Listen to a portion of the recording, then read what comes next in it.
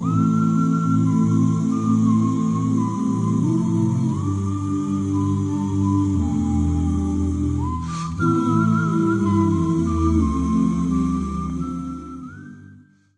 tal? Muy buenos días. Hace algunos años en la iglesia donde yo básicamente nací, crecí, me desarrollé físicamente, pero también en el conocimiento de Dios y de su palabra, llegó un joven, un amigo, bueno, un joven que después sería muy amigo mío, y platicó acerca de un ministerio que estaba él liderando. En ese entonces estábamos en 1994, justo cuando se levanta ese Ejército Zapatista de Liberación Nacional en el sur de la República Mexicana, exactamente en el estado de Chiapas, esa rebelión armada aparentemente dirigida por indígenas y por indígenas, reclamando sus derechos, que no se respetaban, sus cualidades de seres humanos habían sido pisoteadas, y bueno, se levanta este movimiento reclamando justicia para los pueblos originales de aquella zona, de aquella región.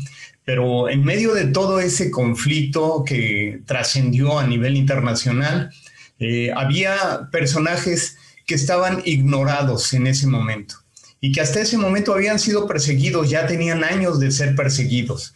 Me refiero a los evangélicos, cristianos evangélicos, que por causa de su fe, ellos habían sido perseguidos, expulsados de sus tierras y habían quedado sin nada, sin ningún sustento.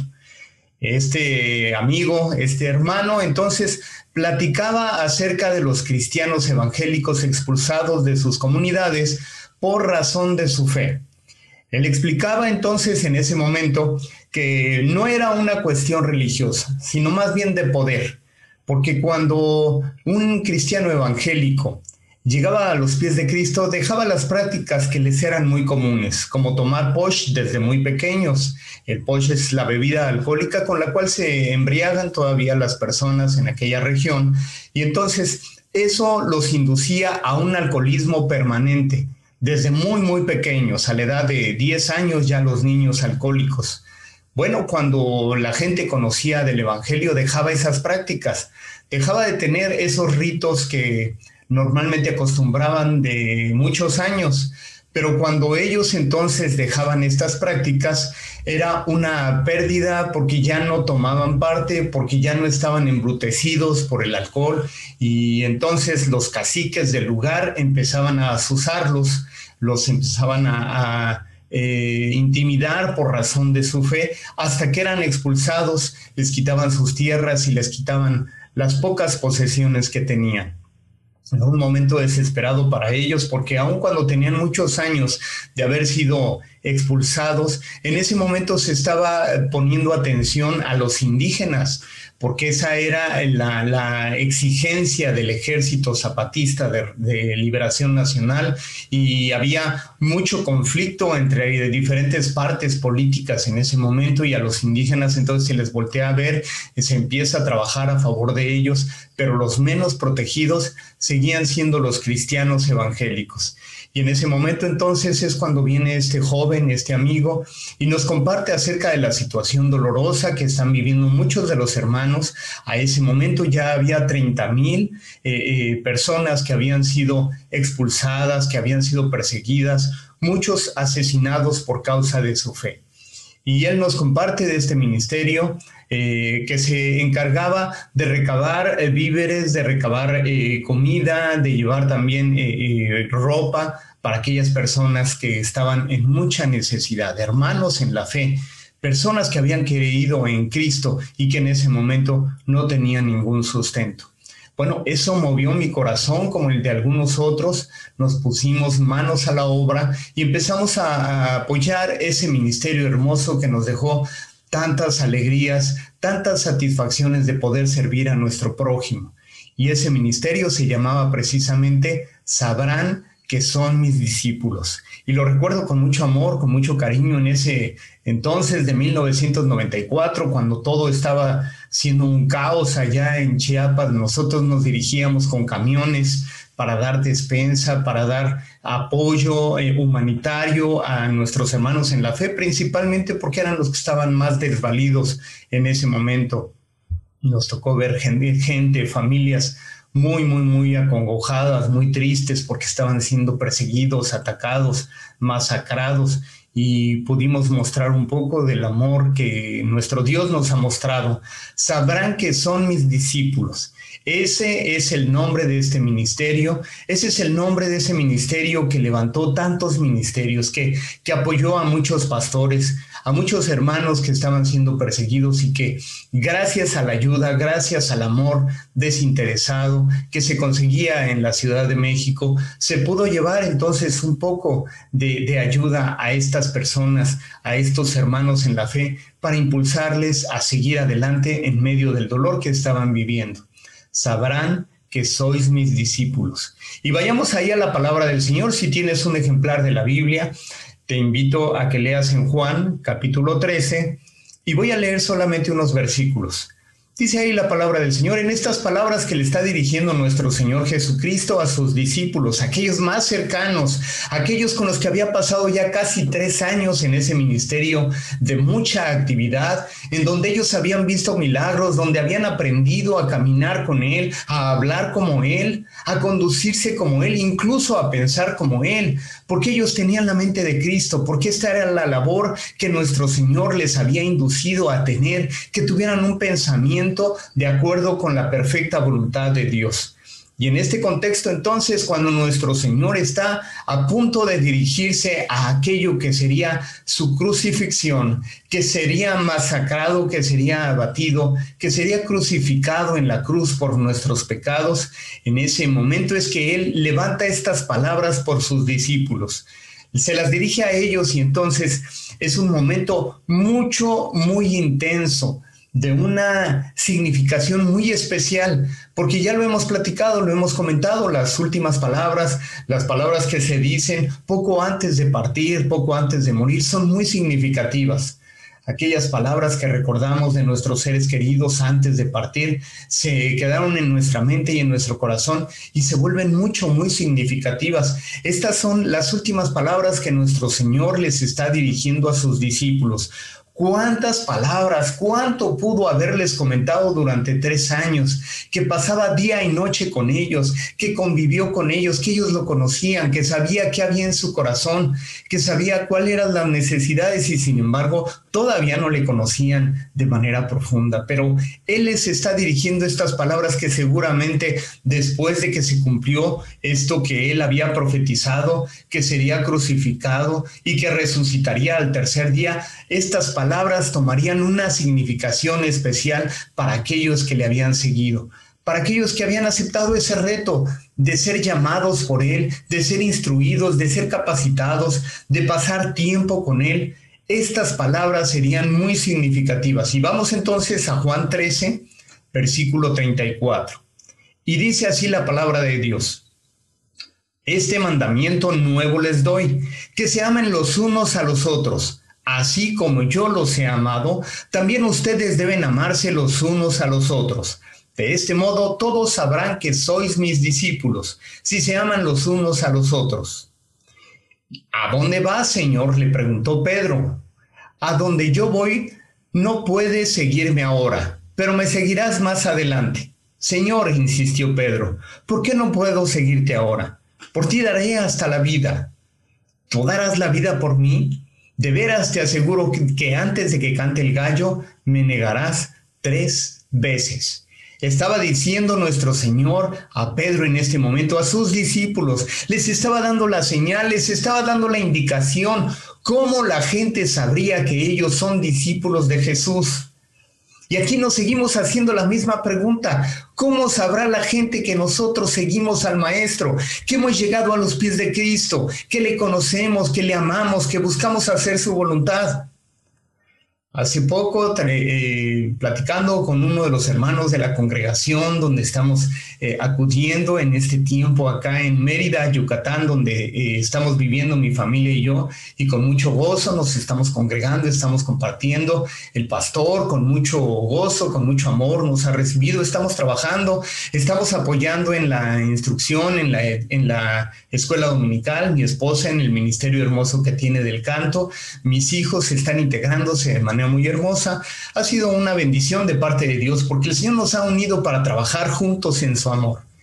Y entonces uno de los hermanos en el estudio bíblico en casa que tuvimos el fin de semana este viernes pasado, me preguntaba, él viene de un contexto de testigos de Jehová, se congregaba en algún momento con los testigos de Jehová y me pregunta, bueno hermano, ¿y cuáles son la razón de las diferentes iglesias cristianas que hay?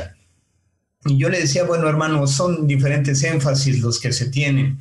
Algunos tienen énfasis en el bautismo, otros el énfasis en la gracia de Dios, otros más tienen énfasis en la palabra profética, otros más en una alabanza dinámica, carismática, otros más en las cuestiones históricas. Otras iglesias tienen un énfasis en la cuestión social, o en la cuestión política, en la cuestión económica, también del dinero, de la prosperidad. Son énfasis que tienen diversas iglesias cristianas asentadas, no solamente en territorio nacional, sino a nivel internacional, yo le decía, y son solamente los énfasis, pero lo que nos une es el amor de Dios. Y precisamente nuestro Señor Jesucristo les está diciendo a los discípulos esto: no sabrán que ustedes son mis discípulos porque tienen tal o cual doctrina, porque tienen tal o cual énfasis, porque hablan de la prosperidad o porque alaban de tal o cual manera. Si alaban con piano solamente dentro de su congregación, como hay algunas iglesias que lo siguen haciendo solamente con piano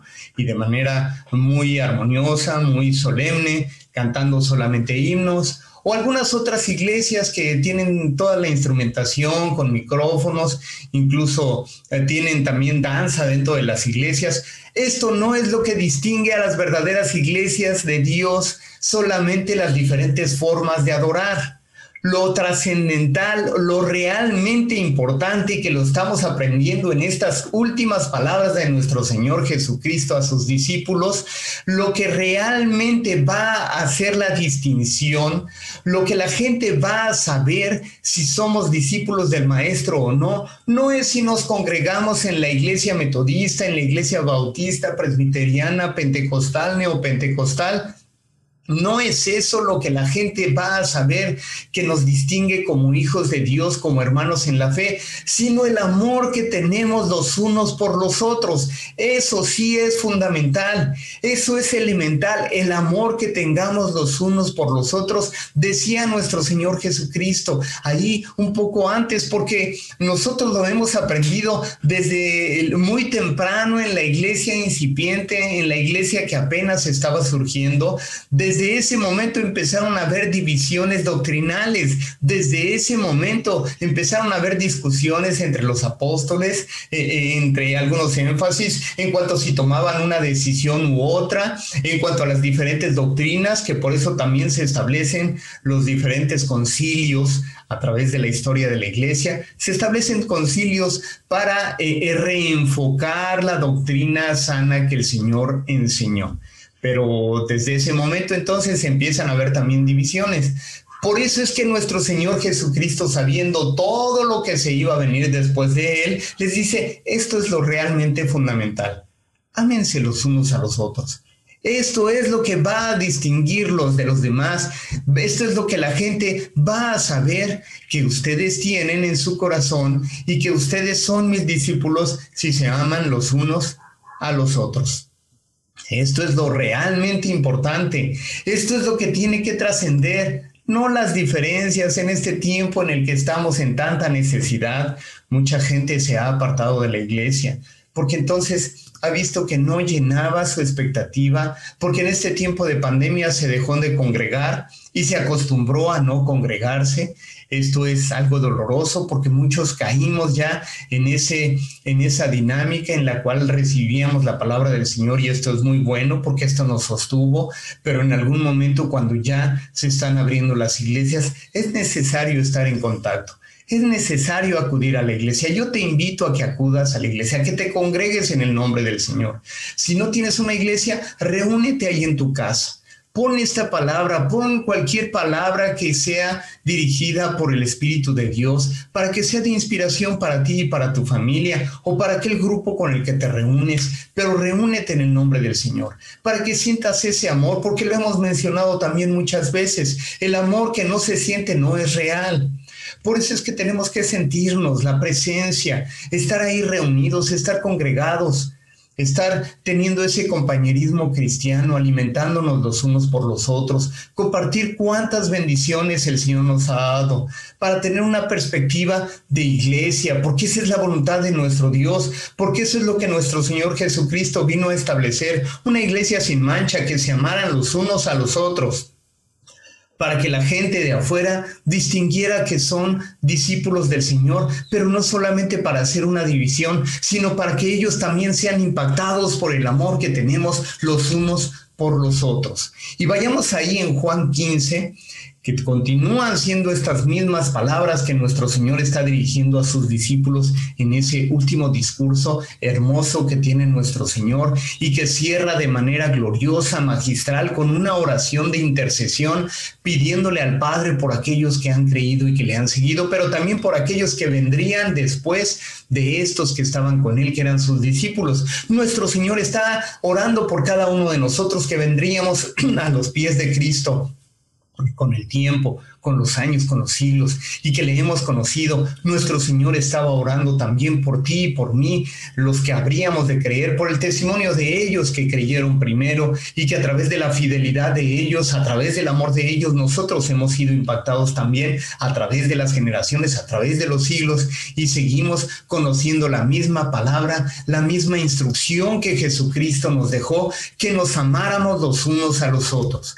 Y dice ahí, en Juan 15, leo a partir del versículo 9, y dice así la palabra: nuestro Señor Jesucristo, hablándole a los discípulos: así como el Padre me ha amado a mí, también yo los he amado a ustedes. Permanezcan en mi amor.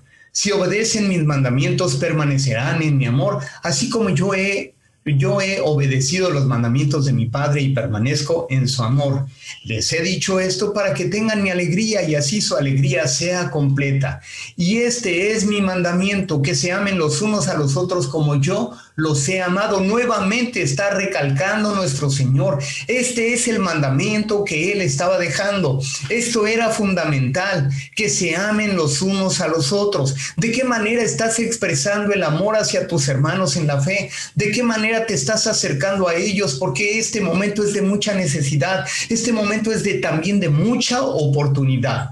Cuando hay mucha necesidad, hay mucha oportunidad también para mostrar el amor de Dios, para cumplir este mandamiento que el Señor estaba dejando, que nos amáramos los unos a los otros.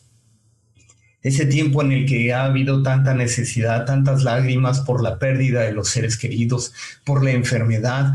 ¿Cuántas manos se han levantado? ¿Cuántos pies se han movido para servir a su prójimo en amor? Y lo hemos sentido. ¿Cuántas manos se han acercado hasta nosotros? Bueno, dicen que los verdaderos amigos se cuentan con las manos de los dedos, y el Señor ha puesto amigos a nuestro lado. Amigos en la fe, entrañables, que están dispuestos a entregar su vida por nosotros. Lo hemos sentido, hemos palpado esa clase de amor, que pueden entregar todo por amor a sus amigos. Lo hemos sentido, lo hemos palpado, hemos sido acompañados, porque el Señor ha puesto esto en los corazones de aquellos que han sido rendidos delante de sus pies.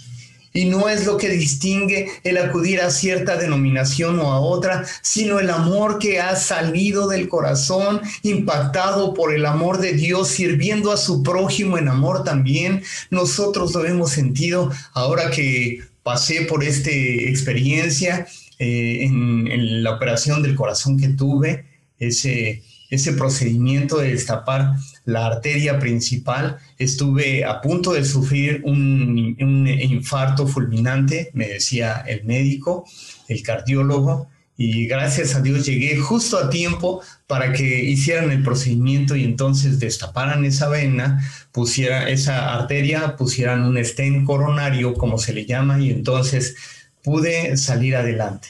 Y en este momento también, este momento difícil que pasamos mi esposa y yo, mis hijitos, hubo hermanos en la fe que se acercaron hasta nosotros en amor, que sentimos a la distancia también su amor, mostrándonos ese amor que hay, que Dios ha puesto en sus corazones. Nos sentimos acompañados, nos sentimos amados. sentimos que Dios estaba con nosotros a través de ellos también.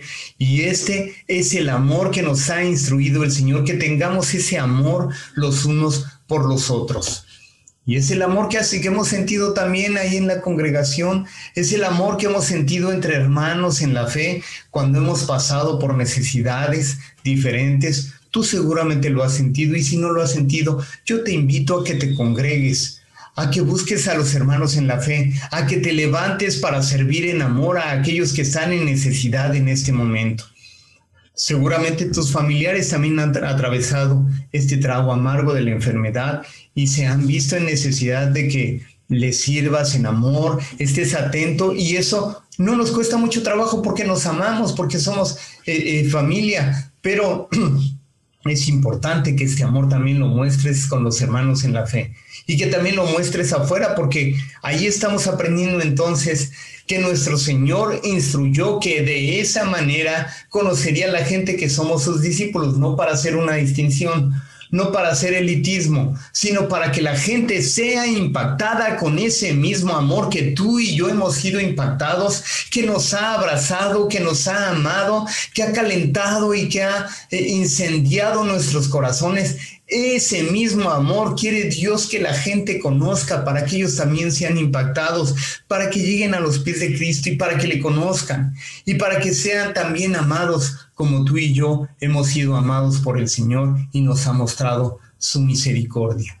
Y también vemos ahí en Primera de Juan 4, que es el mismo discípulo del amor, ese al que el Señor amaba, que se autollamaba, porque decía el discípulo al que el Señor amaba, él mismo se nombraba Juan, ese apóstol del amor, así se nombraba, pero qué bueno que se concibiera como el apóstol del amor, al que el Señor amaba, porque seguramente los demás también concebían como que eran muy amados por parte del Señor, pero él lo expresó y quedó asentado ahí en la Biblia. Entonces él es el discípulo del amor, y él escribió estas cartas también, primera, segunda y tercera de Juan, primera y segunda de Juan, estas cartas hermosas que nos hablan del amor de Dios. Y en Primera de Juan, capítulo 4, menciona lo siguiente: queridos hermanos, esto está diciéndole a los hermanos en la fe, una vez que nuestro Señor ya partió, en estas cartas que está dirigiendo a los hermanos en la fe, dice: queridos hermanos, amémonos los unos a los otros, porque el amor viene de Dios,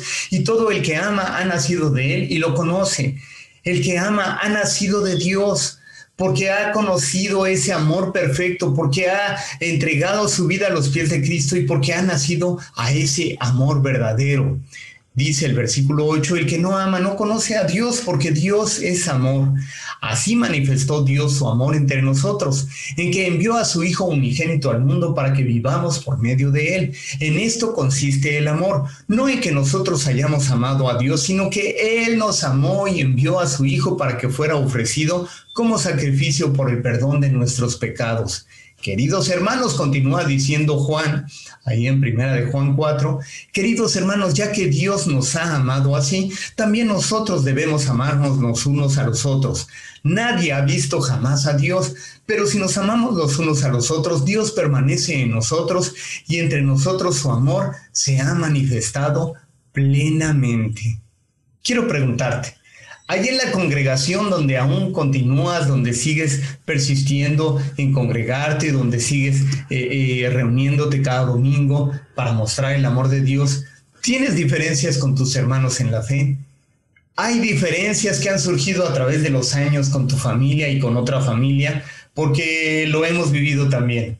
Esas discusiones que surgen sin ningún sentido y que se van haciendo cada vez más grandes y que ocasionan divisiones en las familias de la iglesia, o que incluso ocasionan divisiones fuertes en la iglesia, que las iglesias son partidas. Bueno, si tú tienes alguna diferencia, este es el momento que te reconcilies.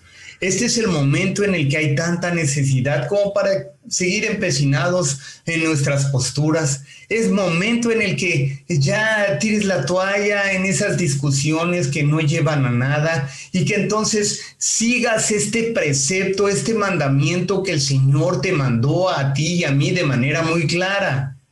que te ames, que ames a los discípulos, que ames a aquellos que han llegado a los pies de Cristo, que los recibas en amor, que los aceptes, pero que también perdones y seas perdonado.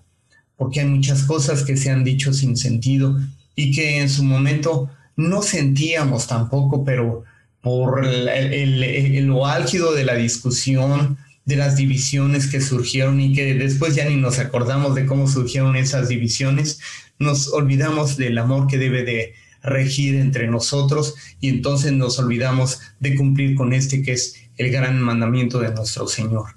Dice allí en Proverbios 19:7, y con esto quiero concluir: el que perdona la ofensa cultiva el amor. El que insiste en la ofensa divide a los amigos.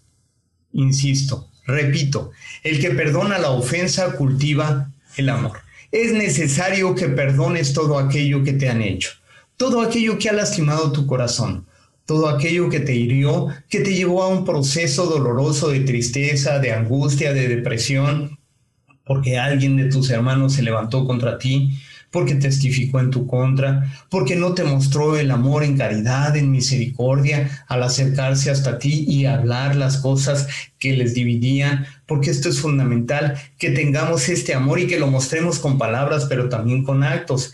Y si se corta la comunicación, entonces ya no podemos llegar a puentes que se tiendan entre nosotros como hermanos en la fe, sino que hay una división cada vez mayor. Por eso es importante, entonces, que se establezcan líneas, que se establezcan canales de comunicación entre tú y tus hermanos que han sido divididos, y como dice ahí en Proverbios 19:7, perdona en amor, así como el Señor te ha perdonado a ti y a mí, y que también lo menciona en el Padre Nuestro, que es necesario que tú perdones para que seas perdonado. Esa es la manera como el Señor te ha mostrado su amor.